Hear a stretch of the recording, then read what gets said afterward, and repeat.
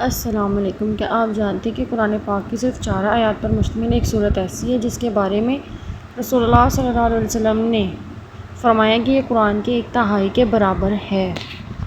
آئیے جانتے ہیں وہ کون سی صورت ہے۔ وہ صورت ہے سورۃ اخلاص۔ لیکن آخر ایسا کیوں ہے؟ اس صورت میں ایسی کیا خاص بات ہے؟ یہ کب نازل ہوئی اور اس کی ہر آیات ہمارے ایمان کے بارے میں ہمیں کیا سکھاتی ہیں؟ آج کے اس ویڈیو میں ہم سورۃ اخلاص کا ترجمہ، آسان تفسیر، فصیلت اور اس کے نزول کا پس منظر جانیں گے۔ سورۃ اخلاص کا تعارف۔ سورۃ اخلاص قرآن مجید کی 112ویں سورت ہے اور اس میں 4 آیات ہیں۔ اس کا مرکزی موضوع اللہ تعالیٰ کی وحدانیت اور توحید ہے۔ جمہور اہل علم کے نزدیک یہ مکی صورت ہے، البتہ اس کے مکی یا مدنی ہونے کے بارے میں علماء سے دونوں اقوال کے منقول ہیں۔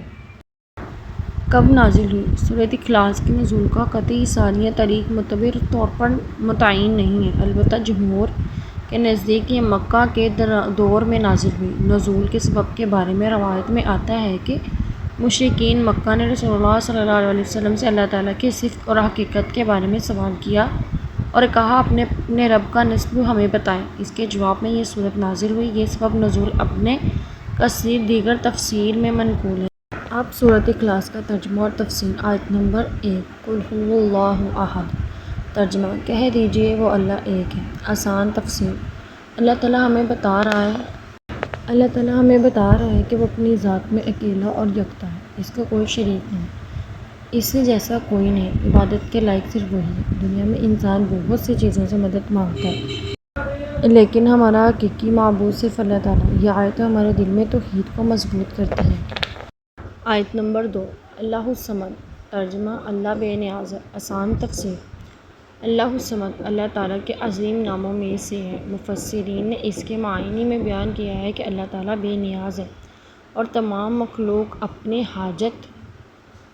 حاجات میں اسی کی محتاج ہے۔ ہمیں بھوک لگتی ہے، ہمیں پانی چاہیے، ہمیں صحت چاہیے، ہمیں رزق چاہیے، ہمیں مدد چاہیے۔ ہم ہر چیز میں محتاج ہیں، لیکن اللہ کسی کا محتاج نہیں۔ اس لیے جب دنیا کے سارے دروازے بند ہو جائیں تو بھی ایک دروازہ کھلا رہتا ہے، اللہ کا دروازہ۔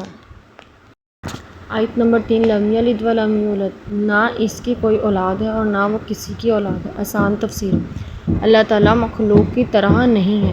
انسان پیدا ہوتا ہے، اس کے والدین ہوتے ہیں، پھر وہ اولاد کا سبب بنتا ہے، لیکن اللہ تعالیٰ خالق مخلوق نہیں، وہ ہمیشہ سے ہے اور ہمیشہ رہے گا۔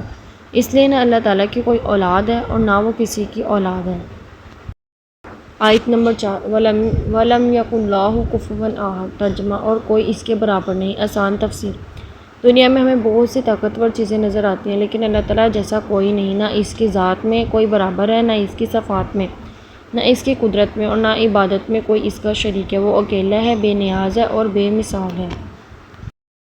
سورۃ اخلاص کی سب سے بڑی فضیلت۔ اب آتے ہیں اس سورت کی ایک بہت عظیم فضیلت کی طرف۔ رسول اللہ صلی اللہ علیہ وسلم نے سورۃ اخلاص کے بارے میں فرمایا کہ یہ قرآن کے 1/3 کے برابر ہے۔ یہ بات صحیح بخاری میں حضرت ابو سعید خدری رضی اللہ تعالیٰ عنہ سے مروی ہے۔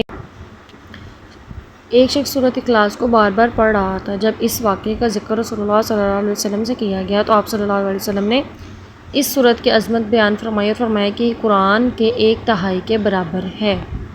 یہ سورۃ اخلاص کی فضیلت ہے اور اس پر ایک صحیح بخاری حدیث کے مطابق ایک حدیث بیان کی گئی ہے۔ ایک اہم وضاحت۔ اس کا مطلب یہ نہیں کہ صرف ایک بار سورۃ اخلاص پڑھ لینے سے انسان کو قرآن کی مکمل تلاوت کا اجر و اعتبار سے مل جاتا ہے، بلکہ حدیث میں اس سورت کی عظیم فضیلت اور قرآن کے 1/3 کے برابر ہونے کی خبر دی گئی ہے۔ اس لیے ہمیں اس سورت کی فضیلت کے ساتھ ساتھ پورے قرآن کی تلاوت، سمجھ اور عمل کی بھی کوشش کرنی چاہیے۔ سورۃ اخلاص ہمیں کیا سکھاتی ہے؟ یہ چھوٹی سی سورت ہمیں ایمان کا ایک بہت بڑا سبق دیتی ہے۔ اللہ ایک ہے۔ جب دل پریشان ہو اللہ کو یاد کریں، جب کوئی راستہ نظر نہ آئے اللہ سے دعا کریں، جب دنیا ساتھ چھوڑ دے اللہ پر بھروسہ کریں، کیونکہ اللہ الصمد اللہ بے نیاز ہے اور ہم سب اسی کے محتاج ہیں۔ اگر آپ نے یہ ویڈیو آخر تک دیکھی ہے تو دل سے ایک بار کہیں الحمدللہ کہ اللہ میرا رب ہے۔ اللہ تعالیٰ ہمارے ایمان کو مضبوط فرمائے، ہمیں شرک سے بچائے، قرآن کو سمجھنے اور اس پر عمل کرنے کی توفیق عطا فرمائے۔ یا اللہ ہمارے گناہوں کو معاف فرما، ہماری دعاؤں کو قبول فرما، ہمارے والدین پر رحم فرما اور ہمیں جنت فردوس میں اپنے نیک بندوں کے ساتھ جگہ عطا فرما، آمین یا رب العالمین۔ اگر یہ ویڈیو آپ کو اچھی لگی ہو تو اسے کسی ایک ایسے شخص تک ضرور پہنچائیں جس کا اس وقت اللہ کی یاد کی ضرورت ہو۔ جزاک اللہ خیر اور السلام علیکم ورحمۃ اللہ وبرکاتہ۔